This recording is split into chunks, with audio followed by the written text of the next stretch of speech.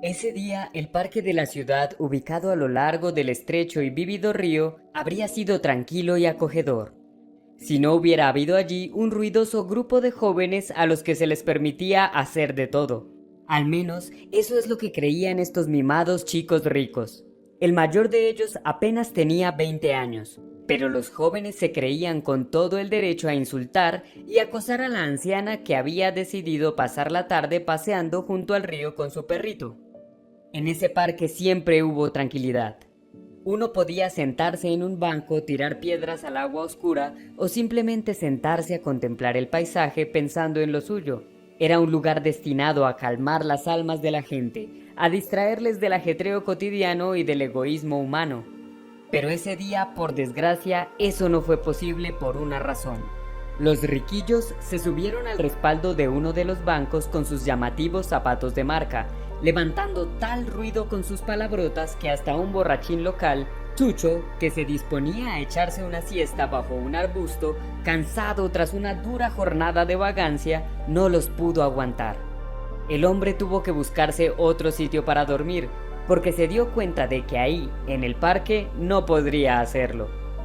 Al no poder soportar tanto desorden, Montserrat Torres quiso reprender a los jóvenes para que se comportaran de forma más civilizada. Pero en lugar de escuchar a la anciana, el grupo de dos chicos y una chica solo se burló de ella, obligándola a retirarse rápidamente a casa con su perrito para tomar unas gotas de valeriana. La joven con el pelo teñido de rojo intenso se mostró especialmente entusiasta en la conversación. En respuesta a un comentario aparentemente inofensivo, la chica arremetió con todo contra la pobre anciana. «¡Déjanos en paz, urraca! ¿No tienes nada mejor que hacer? Si ya tienes un pie en el cementerio y tú te crees toda una comentarista. Vete a molestar a tu marido si todavía está vivo.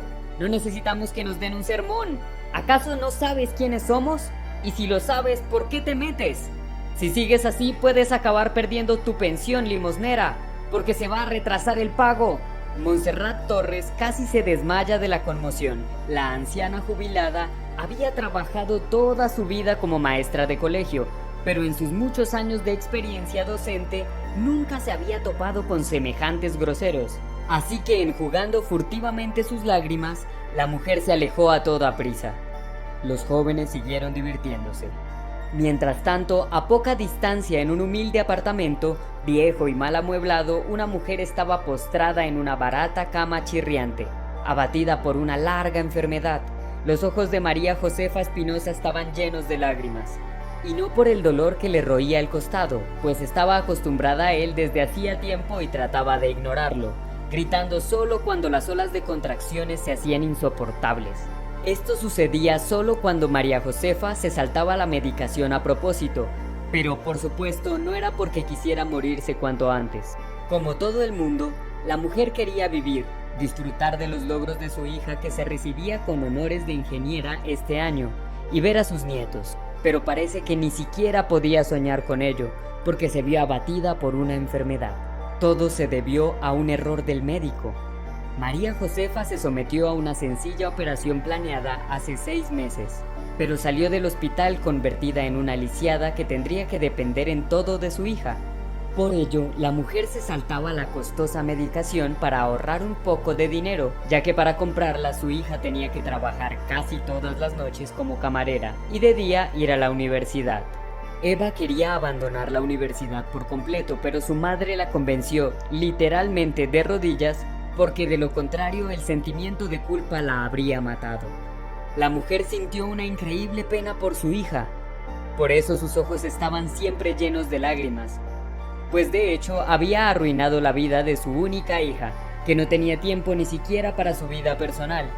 Había descuidado por completo a su novio Guillermo, aunque él, para gran asombro de ella, porque antes María Josefa tenía una opinión muy diferente de él, también aceptó un trabajo nocturno en un taller de reparación de automóviles y destinaba todo el dinero para comprar medicinas para su futura suegra. «Bailará en nuestra boda, doña Josefa, la vamos a curar», la tranquilizaba el joven cuyos padres ya estaban jubilados y necesitados de cuidados, y ella se sentía como una carga pesada. Y lo más importante, el médico que había cometido el error se salió con la suya. Este tipo había falsificado hábilmente todos los papeles e informes y resultó que María Josefa misma era la culpable de todo. Si el error hubiera sido accidental, lo perdonaría. No juzgaría a una persona por un accidente, pero el error resultó ser deliberado. En lugar de observar a la paciente, el médico y una de las enfermeras se dedicaron a realizar prácticas lúdicas, encerrándose en una de las habitaciones. Mientras tanto, la paciente comenzó a sufrir consecuencias irreversibles, lo que condujo a tan triste desenlace. Si su marido Alberto estuviera vivo, nunca habría permitido que sufriera tanto. El hombre era un gran abogado, manejaba los casos más complicados, pero por desgracia murió repentinamente en un accidente de tránsito hace muchos años. La pobre mujer estaba pensando en todo esto cuando la puerta de su habitación se abrió silenciosamente y entró su hija Eva. En una bandeja, la chica trajo un delicioso caldo de costilla, un vaso de agua y las pastillas. Eva miró con hambre el aromático humo que salía del plato, ya que solo había comido un mendrugo de pan duro en todo el día. Pero no estaba triste porque ese día era su turno en el restaurante, lo que significaba que quizás conseguiría algo en la cocina. Gracias, cariño, pero no tenías que preocuparte tanto por mí. Deberías haber salido con Guillermo en lugar de cocinar. Incluso al parque. Pasear antes del trabajo es un lugar tan hermoso, le dijo María Josefa tratando de sonreír. Pero en lugar de una sonrisa de alegría, solo consiguió hacer una mueca de desesperación. Sí, mami. Hoy voy a ir al parque con Guillermo. Tendremos una hora libre antes del trabajo. Espero que puedas arreglártela sola aquí, respondió su hija. Por supuesto, asintió afirmativamente la mujer enferma, que tuvo que tomar su medicina porque no aguantaba más el dolor. Eva salió con tranquilidad del apartamento y se apresuró hacia el parque, donde la esperaba Guillermo. Pero un desafortunado contratiempo esperaba a la pareja esa noche. Sin embargo, de no haber sido por ello, no se habría producido un cambio drástico en la vida de Eva y de su madre. Resulta que había un pedido urgente en el taller donde trabajaba su novio, por lo que Guillermo tuvo que ir a trabajar mucho antes de lo habitual, lo que arruinó su cita. Eva solo se enteró cuando llegó al punto de encuentro. Ella estaba triste porque era una rara oportunidad para que tuvieran una cita. Ahora tendría que ir al restaurante en lugar de dar un agradable paseo. No quería sentarse sola en un banco. Al menos había una oportunidad de ganarse una buena propina. Así que Eva decidió ir a trabajar y se dirigió a la salida del parque que estaba al final del malecón. Parecía que aún podría tomar un poco de aire fresco y distraerse. Sin embargo, el camino de Eva pasaba por delante de un grupo de jóvenes ricos amontonados en un banco, los hijos de algunos empresarios importantes e influyentes de su zona, uno de los cuales incluso ese año se presentó como candidato a gobernador. El empresario tendría que vencer a la rival que actualmente era la alcaldesa. Para su vergüenza, la chica ni siquiera conocía la cara de la alcaldesa, porque no hacía mucho que esa mujer había venido a la ciudad. Sin embargo, Eva había oído hablar bien de Raquel Barbosa, especialmente sobre el hecho de que ha emprendido una lucha contra los funcionarios corruptos a varios niveles y que ha destinado dinero del presupuesto a la construcción de un nuevo hospital público. Las carreteras de la ciudad también han empezado a transformarse. El malecón, que ya estaba lleno de baches, recibió inesperadamente un dinero que había desaparecido misteriosamente antes de la llegada de la alcaldesa Raquel. Fue una pena para los habitantes de la ciudad dejar marchar a una alcaldesa tan sensata y sorprendentemente honesta. Pero al mismo tiempo eran muy conscientes de que, como gobernadora, habría más posibilidades de levantar la región por fin de sus rodillas e incluso de emerger como líder en términos de bienestar entre las otras regiones del país. Pero ese ardor de la alcaldesa no sentó bien a algunas de las personas en su entorno. Entre ellas se encontraban los hijos de las familias acomodadas, cuya posición en la ciudad era cada vez más dudosa. A los padres les resultaba cada vez más difícil salvar a sus hijos de la policía. Es que ahora la policía tenía miedo de los sobornos, a pesar de que recibirlos no había causado ningún problema antes. De eso hablaba Jair, el hijo del empresario que se presentaba a gobernador con su novia Daniela y su amigo, un completo canalla, Darío. Sin embargo, pronto la profunda conversación de los riquillos se vio interrumpida por el acercamiento de una sencilla muchacha con un vestido sencillo y muy barato, pues la chica simplemente no tenía dinero para ninguna ropa de marca. Sin embargo, dio la casualidad de que los cuatro estaban en el mismo grupo de la universidad. Los tres riquillos eran pésimos estudiantes. A diferencia de Eva, los tres vagos riquillos no habían pasado ni un solo examen sin sobornar. En lugar de hacerlo ellos mismos, eran sus padres quienes se ocupaban de pasar sus exámenes. Tenían que pagar mucho dinero y utilizar todos sus contactos para evitar que este trío fuera expulsado de la universidad. Daniela fue la primera en darse cuenta de la presencia de Eva. Se emocionó tanto que silbó y gritó: «¡Chicos! Miren quién desfila en medio de la carretera como toda una modelo en una pasarela. Chicos, esa vaca de gafas es la pobretona de nuestro grupo de la U.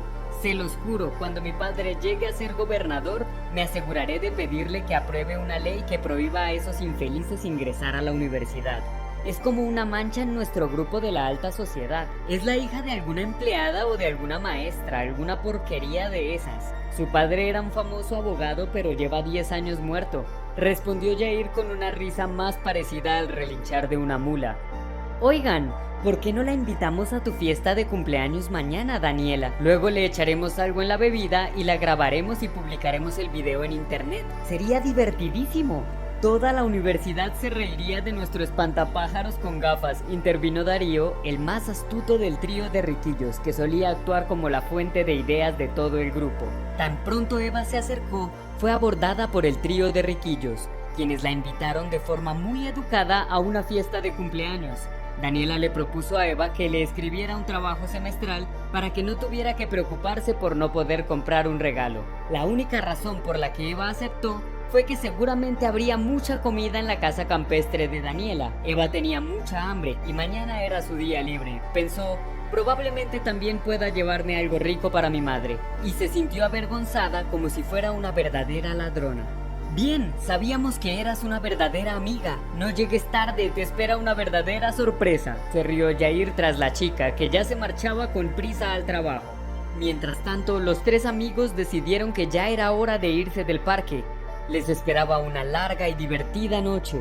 Se levantaron del banco y se alejaron a paso ligero, olvidando por completo un costoso maletín que el padre de Yair le había pedido que entregara a uno de sus socios en el camino.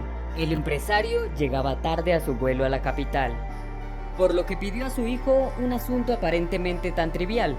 Eso fue un gran error del candidato a gobernador, porque el maletín contenía unos papeles muy importantes que lo comprometían a él y a los demás funcionarios corruptos. Raquel Barbosa recogió meticulosamente todas estas pruebas, pero alguien robó el maletín de su oficina, especialmente para el padre de Yair. La mujer estaba muy nerviosa y sufría por ello, inculpándose a sí misma por ser tan descuidada al no guardar bien pruebas tan valiosas. Ahora nada impediría que el canalla se presentara a gobernador, y desde allí no sería derrocado nunca, pues ese trono era demasiado pesado, pero la mujer aún no sabía cómo los papeles volverían milagrosamente a ella.